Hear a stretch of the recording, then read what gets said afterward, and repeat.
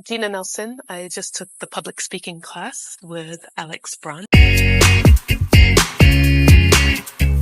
I enjoyed the class thoroughly.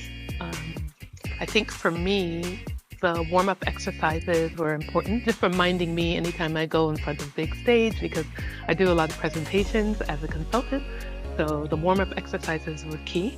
And also, I think, looking and listening to my other classmates. So as they did their practice speeches, listening to the feedback, that was important for me as well, because I think any feedback is important and is going to help me grow as a speaker. This one was more hands-on and more practical. So I think that's important. So a lot of practice, taking the time to warm up before we actually speak, just good reminder to myself. 100%, I would recommend this public speaking class, and hopefully I'll see everyone in the fall. Thank you.